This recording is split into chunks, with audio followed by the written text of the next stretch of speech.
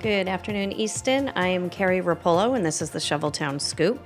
Today is December 2nd, 2015, and we're going to jump right into some town hall information. On Monday, November 30th, the Board of Selectmen held their meeting. One of the presentations included was the parking study that was conducted by the Nelson Nygaard Corporation of the Northeastern Village downtown area. They took an in-depth look at the amount of parking spaces available for the growing downtown area and gave a presentation on their findings from that study. I've pulled a clip from that, and let's take a look at that. Quickly go over the scope of our study, where we looked at parking inventory and utilization, so how many spaces are there, how many cars are in all the spaces, and then some of the other components of the study, including public outreach and a quick land use analysis.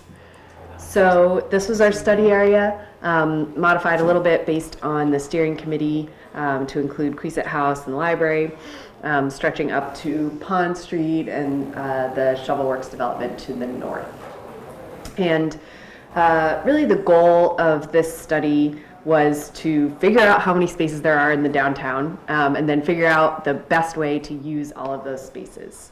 So part of that is planning for future development in Northeastern Village, but also balancing that with meeting this parking need in a way that also recognizes and enhances the town's historic character, which is something we heard over and over again from members of the public. All right, so then we had another presentation from the Department of Public Works Director, David Field. Here he is talking about snow and ice preparations for the upcoming winter season and a new app they have to track real-time whereabouts of their snow removal drivers. Our next initiative we're doing is we're implementing AVL this year, and that's an automated vehicle location. So it's basically a GPS cellular receiver in each of our trucks, in each of our contractors' trucks. So we can see the location real time of all our vehicles, and we can also look and see which roads have been plowed and which roads haven't been plowed yet, so we can better allocate our resources. We've activated a one-call system. It's just a telephone calling system where we can put out a mass call to 50 contractors and get them in to start the storm event. It's one of the small improvements we made. Used to take a half hour to 45 minutes to call everyone in. Now we can do it within 30 seconds. We rented a front-end loader this year, something we had to do over the summer to actually secure that rental to help augment our fleet. Front-end loaders are very important pieces for us. We only have one in the fleet, and that's usually tied up in the salt shed. So now we'll have the ability to put one on the road. All right, so if you'd like to watch those presentations and the Board of Selectmen meeting, you can always go to our website, which is www.eastoncat.org, and go to the Board of Selectmen meeting. All right, so the town of Easton would also like to remind everyone that the winter parking ban is in effect. That started December 1st and goes all the way through until March 31st. There is no on-street parking from 1 o'clock in the morning until 8 o'clock in the morning, so please make sure your vehicles are parked in driveways or you may be towed. All right, so moving on to some school news. The school committee is meeting tomorrow, Thursday, December 3rd, starting early at 5:30 for a question and answer session. And then the regularly scheduled meeting will take place starting around 6:30 or 7, depending on citizen participation. Also, a reminder that Wednesday, December 9th is an early release day for the Easton Public Schools. If you need more information, you can always go visit their new website, which is easton.k12.ma.us. Also, Representative Claire Cronin will be hosting a community conversation with seniors on Monday, December 14th from 11:30 to 12:30, and that's going to be over at the Easton Council on Aging, located at 15 Barrow Street in Easton. A late lunch will be served. If you have any questions for Claire Cronin, you can reach her office at 617-722-2396. Also, the Easton Wings of Hope will be having an open meeting on Tuesday, December 8th at the Oliver Ames High School at 7 p.m. This is open to the public, and they ask for you to come down and be involved with reducing substance abuse in Easton. You can find them on Facebook and search for Easton Wings of Hope to follow their page. All right, so the Easton Lions Club is hosting a talent show on December 5th from 7 to 10 p.m. at the Oaks Ames Hall. Easton resident and 2015 Community Auditions finalist Ibby Hausman will be opening the show. Tickets are $5 per person or $20 per family. If you have any questions, you can call Harry at 508-269-7181 or visit the website eastonlions.org. All right, so the annual Festival of Trees is ongoing from November 28th to the December 13th from 2 o'clock to 9 p.m. over at the Easton Country Club. You can stroll through their beautiful display of decorated Christmas trees while enjoying a festive holiday cocktail or a bite from the Easton Country Club's menu.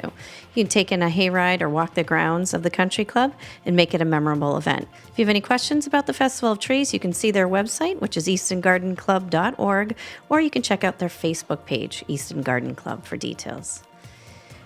Okay, so For Our Residents of Easton is accepting donations until December 23rd. For is assisting families that can provide warm clothes and gifts for Easton children during this upcoming holiday season. Last year, they helped over 326 children in need and feel that that number will increase this year. The amount of money raised determines the benefit of each child. You can send your donations to For at P.O. Box 244, Easton, Mass. 02334, or you can drop off your donation to any Northeastern Savings Bank location. Okay, so looking ahead, this weekend is another busy one here in Easton. The Easton Lions Club is hosting their annual holiday festival, which is going to be on both Saturday and Sunday. To find the full breakdown of schedule for both days, you can visit their website. Again, that's eastonlions.org. And then on the 5th at the Festival of Trees is going to be Kids Day from 2 to 5. And that's going to have sleigh rides and hot chocolate, a visit from the Minions, and a lot of other fun things in store while you check out the beautifully decorated trees by community members. Also that evening at 7 p.m., just as a reminder again, is the Family Talent Show, and that's going to be $5 per person or $20 for the whole family. And then again on Sunday, December 6th, the holiday festival continues with the parade down Main Street starting at 1 o'clock. So you make sure to check out that family favorite tradition. All right, and then the Easton Chamber of Commerce will be celebrating its 12th annual Business Appreciation Night. That's going to be on Thursday, January 28th, 2016 at 6 p.m.